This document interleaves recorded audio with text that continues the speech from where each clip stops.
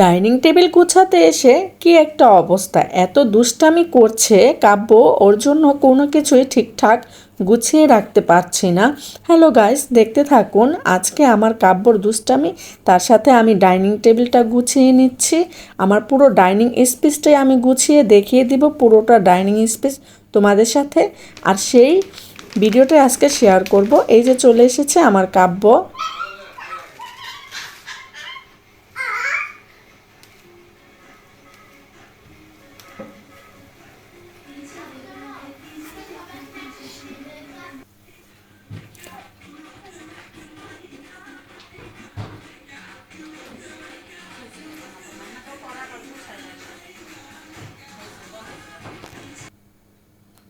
আমি এত ডাকাডাকি করছি, শুনছে না, বলছি চলে এসো, আসছেই না। আমার কাজে এতই ডিস্টার্ব করছে যা বলার বাহিরে।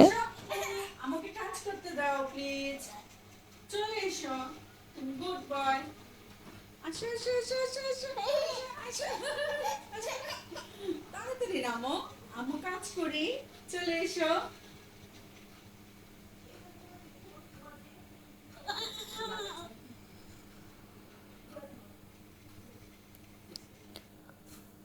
তারপরে ফাইনালি ওর বাবা ওকে নিয়ে পাশের রুমে চলে গেল। আর এই যে এই কভারটা আমি বিছিয়ে নিচ্ছি, আগের কভারটা চেঞ্জ করে নিলাম।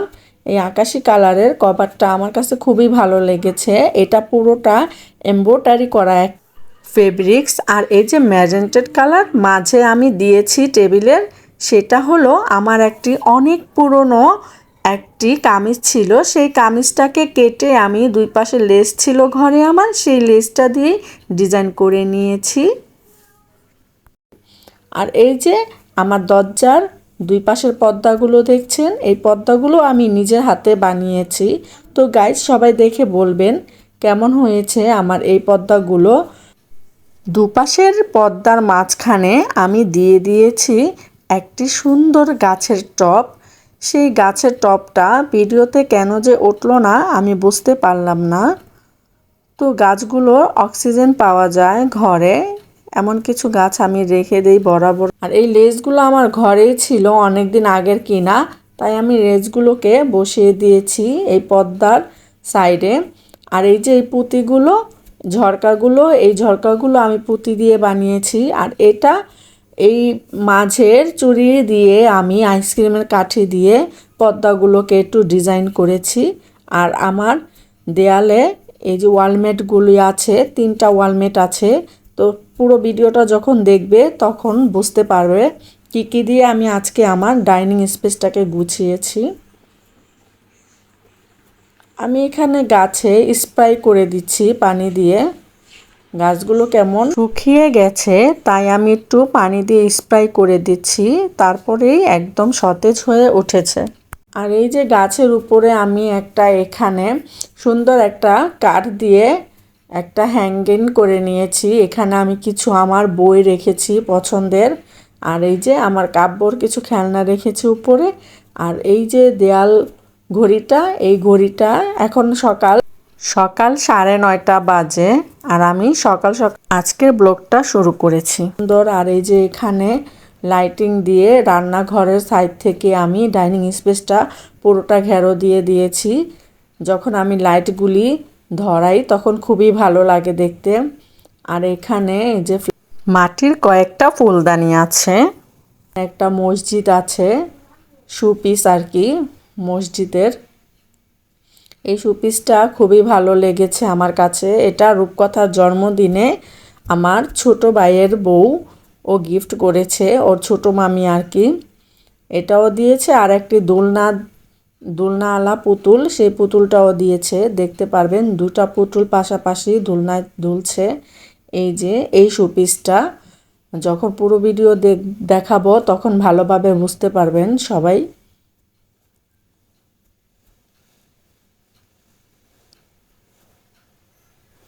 গাছগুলো কি সুন্দর বাতাসে দুলছে, খুবই ভালো লাগছে দেখতে। সাইডে আমি একটা অ্যাকোরিয়াম রেখেছি। তো অ্যাকোরিয়ামের উপরে কাব্যর কিছু খেলনা রেখেছি, এই বাইকটা। আর সাইডেই আমি হাত মোছার জন্য একটি তাওয়াল রেখেছি এখানে। আর এই যে হ্যান্ড ওয়াশের এটা আমি বানিয়েছি, কাব্যর একটি খেলনা ছিল ফিল্টার, তো সেটার মধ্যে আমি হ্যান্ড ওয়াশ রেখে দিয়েছি। নতুন নতুন আইডিয়া বের করতে আমার খুবই ভালো লাগে। এই খেলনার ফিল্টারটা দিয়ে আমি হ্যান্ড ওয়াশ বোতল বানিয়েছি। এটা দেখে তো রূপকথার বাবা ভীষণ খুশি হয়ে গেছে, যে বলে খুবই সুন্দর হয়েছে আইডিয়াটা। তো প্রিয় আপু এবং ভাইয়ারা, তোমাদের কাছে কেমন লেগেছে আইডিয়াটা কমেন্টে জানিয়ে দিবে অবশ্যই। বেসিংয়ের সাইডে যে গ্লাসটা আছে সেখানে দেখা যাচ্ছে, খুবই ভালো লাগে অপর সাইডে আর কি। গ্লাসের নিচে আমি রেখেছি লিকুইড স্যাভলনের বোতলটা, আর এখানে আমাদের ব্রাশ ও এই যে আমি এটা দিয়ে হ্যান্ড ওয়াশের একটি পট বানিয়ে নিয়েছি। তো খুবই ভালো লাগে আমার এই হ্যান্ড ওয়াশের পটটা, নিজের বানিয়েছি বলে কথা। আইডিয়াটা কেমন হয়েছে গাইস সবাই জানিয়ে দিবেন কমেন্টের মাধ্যমে। আর এই যে সাইডে আমি একটা বিন রেখেছি, ডাস্টবিন, এখানে শুকনো ময়লাগুলি আমরা ফেলে দেই। আর এই যে অ্যাকোরিয়াম, তো অ্যাকোরিয়ামের মাছগুলো বেশি মাছ নেই, একটা মাছই আছে। অনেকগুলি মাছ ছিল, তো কাব্য আমি হারপিক রেখেছিলাম সাইডে, সেই হারপিক থেকে আমার কাব্য বাবা সব হারপিক ঢেলে দিয়েছিল এই অ্যাকোরিয়ামের ভিতরে। তো অনেকগুলো মাছই ছিল, সব মাছগুলি মারা গেছে। আর অ্যাকুয়ারিয়ামের নিচে কাব্যর জন্য কতগুলি খেলনা নিয়ে এসেছিলাম, তারপরে গিফটের পাওনা। গত ভিডিওতে তোমরা দেখেছো আমার বোনের বাসা থেকে অনেক কিছু গিফট পেয়েছে, আমার বোনকে অনেক গিফট করেছিল খেলনা। সেই খেলনাগুলো অ্যাকুয়ারিয়ামের এই সাইডে আমি রেখে দিয়েছি সাজিয়ে সুন্দর করে। এখানে পিয়ানো আছে, হুন্ডার আছে, আর একটি ডল হাউস আছে, ওখানে কার আছে, কার্টুন কার। একটু ঘুরিয়ে আমি তোমাদেরকে দেখিয়ে দিচ্ছি আমি কি কি রেখেছি এই সাইডটাতে। আর এই যে ডাস্টবিনটা সাইডে রেখেছি। আর এখানে একটি চাবি রাখার হ্যাঙ্গার করে রেখেছি আমি। এখানে একটা তালার দিয়ে কাঠ দিয়ে তালা সিস্টেম, এই হ্যাঙ্গারটা আমার বড় ভাইয়ের বাসা থেকে আমি নিয়ে এসেছিলাম। আর এই যে এই ইনডোর গাছগুলো, কচু পাতার যে গাছগুলো হয় সেগুলোই আমি সাইডে রেখে দিয়েছি, একটু ফাঁকা জায়গা আছে। আর এই যে দুই পাশের পর্দার মাঝে আমি বলেছিলাম ইনডোর গাছগুলো রেখেছি। ইনডোর গাছগুলো আমার খুবই ভালো লাগে, ঘরের ভিতরে অক্সিজেন পাওয়া যায়। আর আমি এই যেটা আমার মেন ডোর, আমি পুরো ভিডিওটা দেখিয়ে দিচ্ছি আমার ডাইনিং স্পেসটা আমি কিভাবে গুছিয়ে রেখেছি। এখানে এই যে আর্টিফিশিয়াল ফ্লাওয়ার ভাস রেখেছি। আর এই যে এই লিকুইড ওষুধগুলো আমার কাব্যর রূপকথার বাবার সাইনাসাইটিসের সমস্যা আছে, তাই মেন্থল ব্যবহার করে। এটা হলো আমার মেডিসিন কর্নার, সুর একটার উপরে আমি রেখেছি। আর এই যে আমার কাব্যর খেলনা দিয়ে আমি এখানে একটি সুন্দর ফুলদানি বানিয়ে রেখেছি, যেগুলো ও খেলে নষ্ট করে ফেলে সেগুলো আমি ফেলে দেই না, আমি রিসাইকেল করি। তো এই যে রিসাইকেল করে এই ফুলের টবটা আমি বানিয়ে নিয়েছি। আর এই যে আমার মেডিসিন বক্স, এখানে আমার যাবতীয় মেডিসিনগুলি আমি রেখে দিয়েছি। সুর একটার ডিজাইনটা আমার কাছে খুবই ভালো লাগে, এখানে একটু গোল্ডেন কালার আছে দেওয়া। আর এই যে আমার ডাইনিং টেবিলটার ডিজাইন হলো মূলত ভিক্টোরিয়া ডিজাইন। আমার এই টেবিলটা আমি উপরে কোনো ডিজাইন দেইনি, কেননা আমার বাচ্চারা, দেখতে পেরেছো গাইস তোমরা যে কি পরিমাণে লাফালাফি ঝাপাঝাপি করে। যখন রূপকথা ছোট ছিল তখন এই ভাবনা থেকে আমি কোনো গ্লাস করিনি, ডিজাইন করিনি। তো আগামীতে আমার চিন্তা ভাবনা আছে আমি ডিজাইন করব। আর এই যে চেয়ারগুলো ভিক্টোরিয়া ডিজাইনের, আর উপরে আমি কিছু ওয়ালমেট রেখে দিয়েছিলাম।